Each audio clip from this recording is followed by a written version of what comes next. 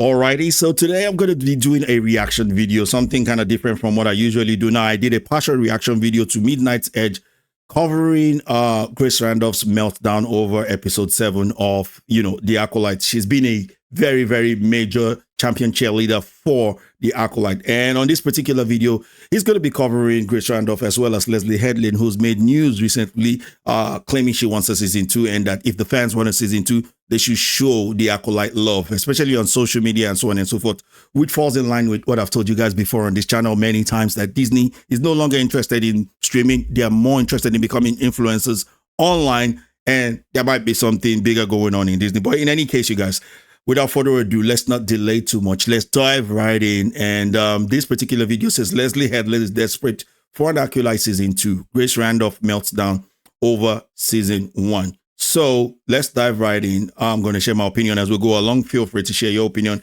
in the comment section below. And don't forget to smash the like button on this video. It's massively important that you do so. And I'm really, really appreciative of it. Now, without further ado, let's get on with the video. Now, shall we? Acolyte is finally done and nobody cares. The perhaps most notable thing about it was, as we will see later on, that it triggered a Christian Harloff moment in Grace Randolph.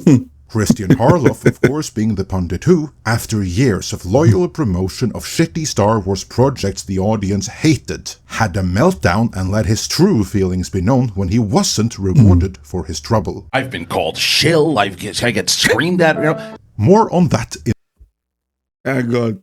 Christian Harloff, newsflash. You are a shield. That's what you are. This video. And Leslie Headland's desperate calling on fans to ignore the evidence of their lying eyes of pretty skinny here. Season 1 was and beg for a season 2 of The Acolyte. Can the second season actually happen? Yes, it can. Because in Hollywood, you fail upwards. It's something that I've said to you guys in this channel before, that you fail upwards. Lord of the Rings failed upwards. Velma failed upwards in Hollywood and still failed with the fans, but they fail upwards. So I'm not going to be surprised that this show, it's pretty much going to get a season 2, because at this point in time, Disney's just one big troll.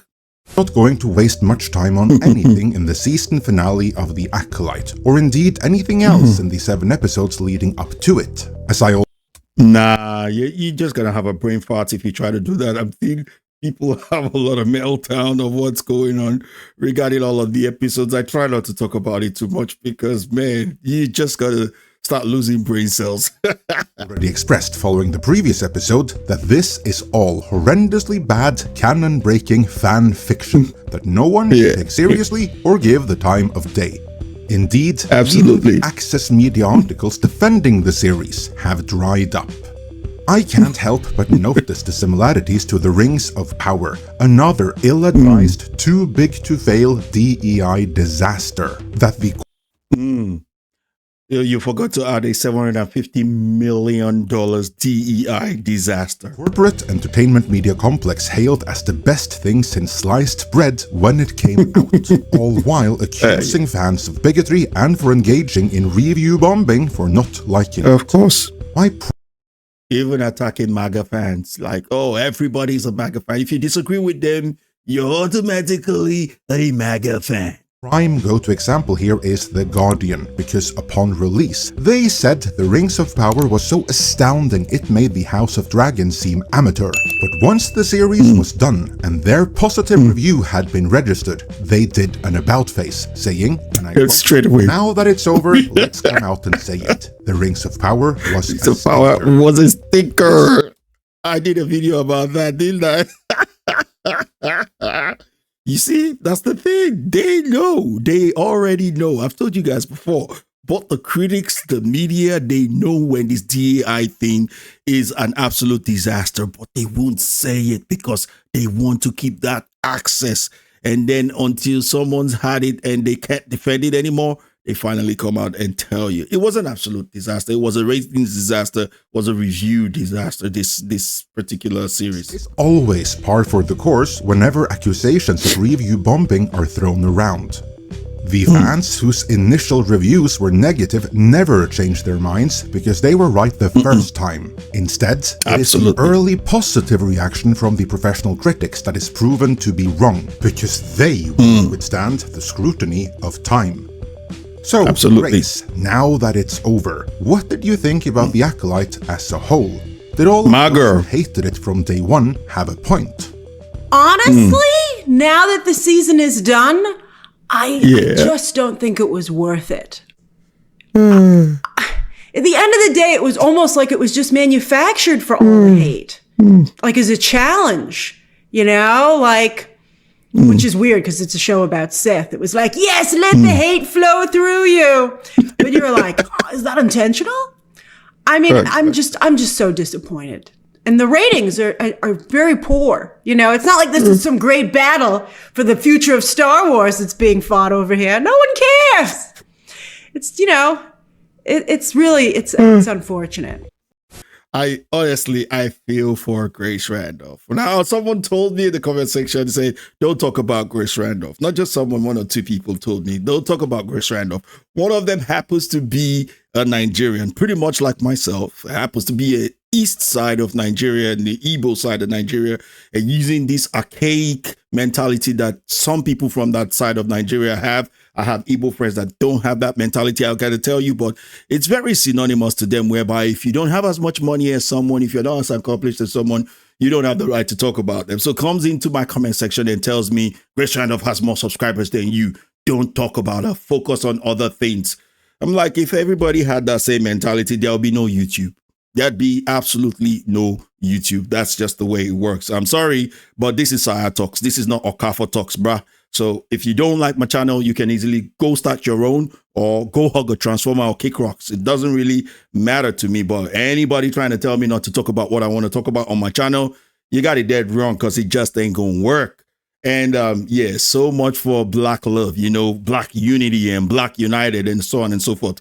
This is why I always try to tell people that the least thing I worry about is racism. It's not on the top of the list of things that I worry about, because we Blacks, we try to do more harm to each other, especially when we're starting to become successful and so on and so forth. We try to pull each other down more than any other race that I've seen. I mean, I think it happens in other races, but as for me, my own personal experience, it's anecdotal, but other Black people might be able to tell you better that we try our best to pull each other down more than any other race could. So why should I worry about racism if my own fellow Black man doesn't even want me to succeed, right? How we going to succeed if individually we don't want each other to succeed?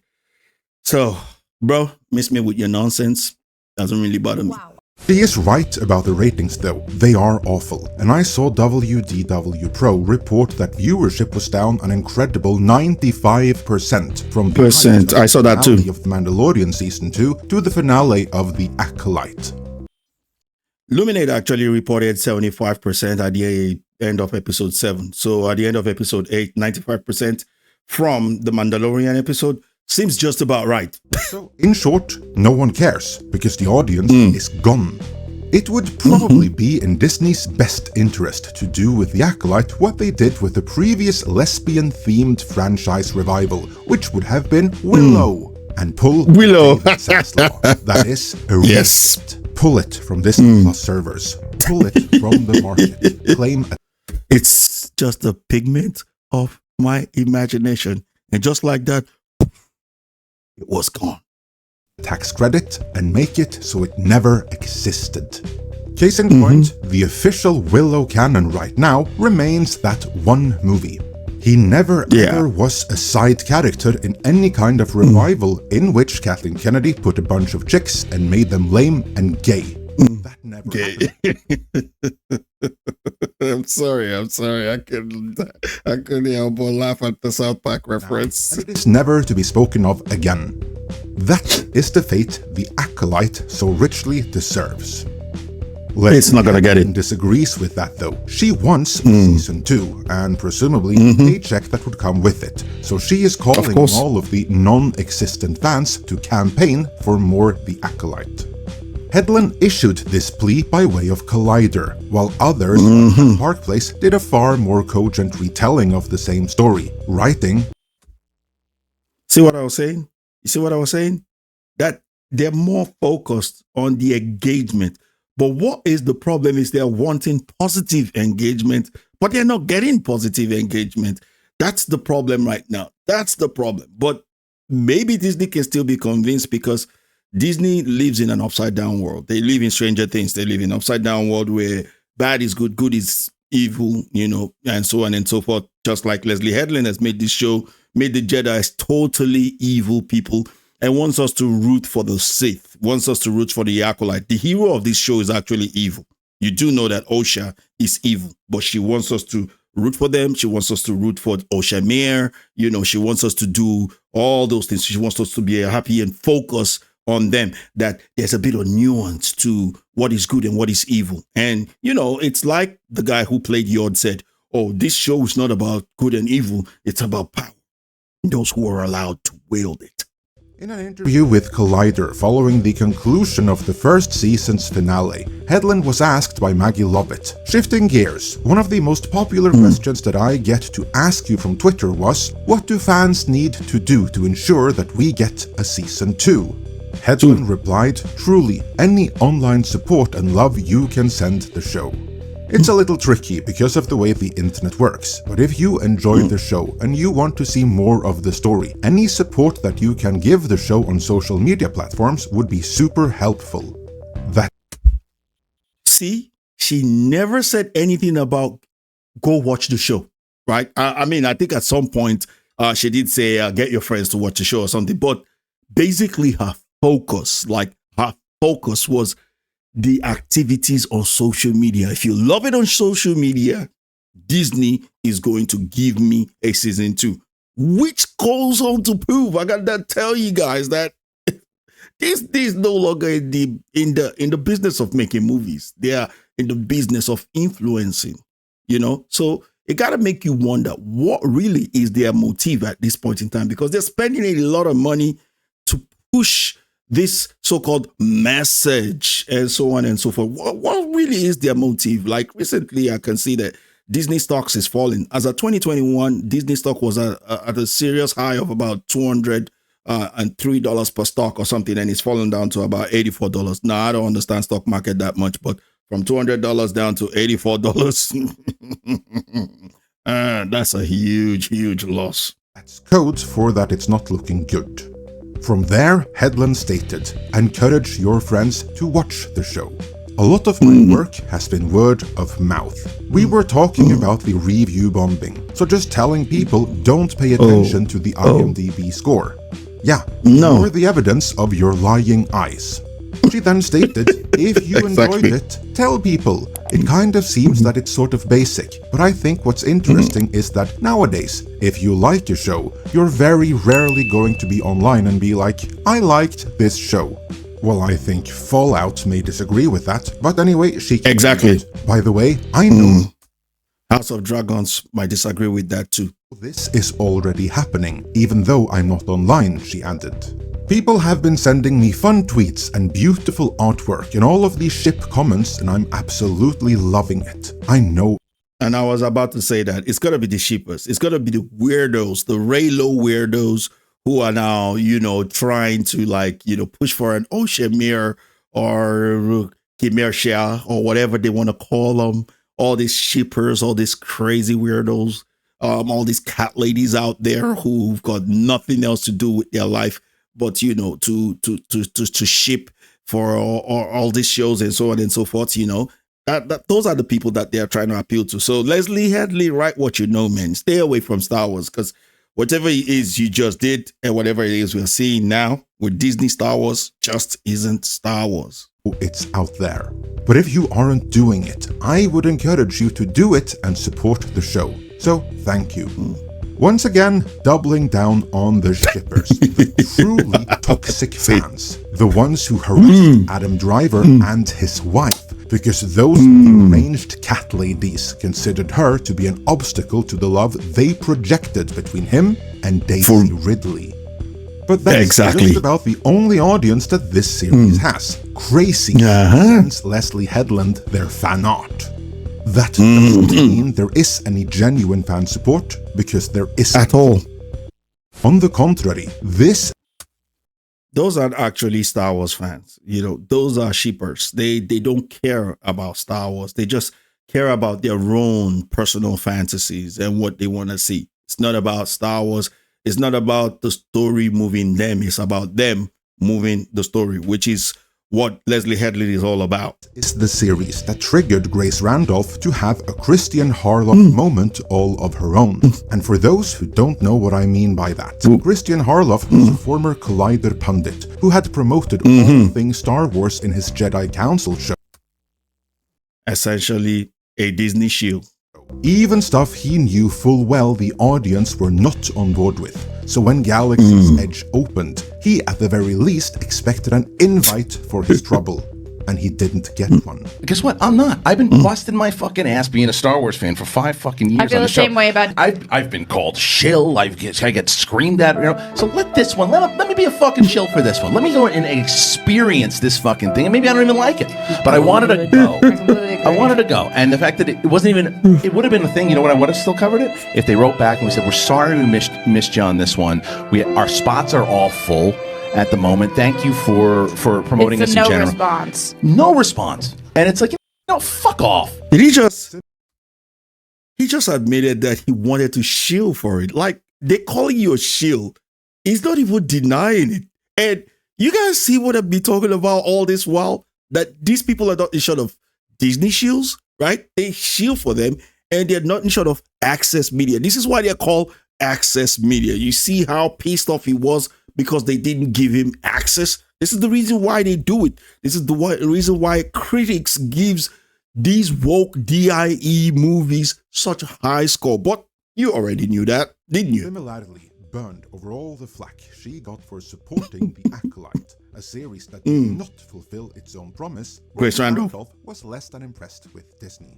But for me, after, again, falling for really good, promising promises, but that they ended up being empty, I just feel really let down and really badly burned because it was really tough defending this show. Not even. Oh, by the way, when you come into the regards of the other guy, right? I just had a thought in my mind, like, they didn't call him to come and get access, to the show. And he got really pissed, right? So basically, the reason why is this, bro, you're a straight white male. Disney does not give a rat's ass about you. They don't give a rat's ass about you. So, bro, you can complain all you want, but as it were right now, you are at the bottom of the totem pole when it comes to DIE. That's why Disney ain't inviting you. You do nothing for them. You trying to convince the fans to like the show where you ain't black. You ain't gay. You ain't a non-binary. You need to start identifying as something else, right? You don't have any infinity stones of wokeness, and you're expecting that Disney would invite you. However, when it comes to Grace Randolph, I don't know what's going on with her. Like, she's been so truthful lately. Like, I'm liking this Grace Randolph. I'm telling you, I'm loving Grace Randolph right now. I'm loving her. Defending it. Well, I guess I defended it a little bit, but just saying I liked it. You defended it a little bit. Come on, Grace. Come on now. It was brutal. And I feel like I backed up Star Wars, but Star Wars didn't back up me. And it was tough. It was really, really That's tough. how we've been feeling. She also let her true feelings on all things Disney Star Wars be known. Like, the ideas have promise. I think Star Wars comes up with good ideas, Disney Star Wars. The execution is consistently bad. And sometimes it's really bad. And I think Bear in mind, she said consistently, which means she's not just talking about Acolyte, but she's been full of defense for Ahsoka. She's been full of defense for Mandalorian Season 3, for Obi-Wan Kenobi, and so on and so forth. But now she's saying it's consistently bad. I think we're all getting tired of promises for another day. She's right. That almost always these days ultimately become empty or are revealed to be empty promises. So, I mean, like, I was so excited, for instance, with Ahsoka, with the return of these iconic characters from Rebels.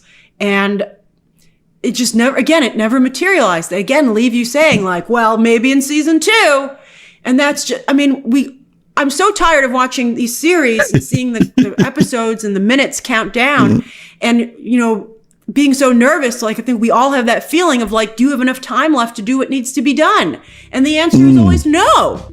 Hard to disagree with any of that. But what about season 2 of The Acolyte? Could it really happen?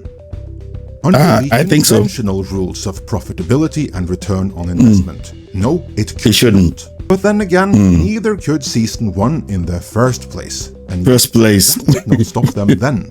So I'm going to say that as long as Kathleen Kennedy remains in the building, there is a fair chance a second season could happen. A strong chance. Sure, that would be flushing even more shareholder money down the drain. But they won't know, as there's nobody on Disney's board who represents the shareholders or will report to them what's going on. And they're one. Yeah, and Ike Perlmutter just took out all his shares. I think it's over $890 million from Disney. I mean, he tried to get a seat on the Disney board recently, but he failed, and so did Nelson Peltz. They both failed. So Ike Perlmutter has taken out his money because as at now, I think Disney share fell down to $84, like I said before, and he's waiting for it to fall even more and then buy shares out of Disney and maybe have more leverage in Disney. Typical shark eat shark wall type of thing. When it comes to the financial industry, like I said, it's not really my field of thing. So chance of seeing this change was backing Nelson Peltz, which not enough of them did. So I wouldn't speak of the devil. The Acolyte continuing just yet. So, would you like to see more of the peeping Tom Darth Plagueis and the further misadventures of the Acolyte continue? If so, oh boy, they destroyed Darth Plagueis, a well-beloved known character. Even though he wasn't canonized, this is the moment where they canonized him and absolutely destroyed him. I'll make another video about that, talking about how they destroyed him with just a few seconds of showing. In just 5 seconds, an entire character which destroys an entire lore, right? An entire lore was done in just about 5 seconds. I mean, these things, they take skills. It's just like Grace Randolph said when I watched her Beyond the Trailer video. She was like, it's almost like they're doing this thing deliberately. No, they're doing it skillfully. Like, they know it's bad. They're trying to make it bad. But anyways, you guys, I'm going to stop here for now because this video is a bit too long. What do you think about this whole thing? What do you think about my reaction as well? Let me know in the comment section below. And you want me to talk more Grace Randolph? You don't want me to talk more Grace Randolph? Let me know how you feel in the comment section below. It doesn't matter to me, man. But yeah, I want to appreciate you guys. Thank you for watching this video. If you kept up with me till this point in time, I want to thank you guys very much. I do appreciate you guys. Yeah, so don't forget to like, share, comment, subscribe, do all those good stuff. I appreciate that as well. And God bless you as you get on with your week. Take care, peace, and Science out. Bye-bye.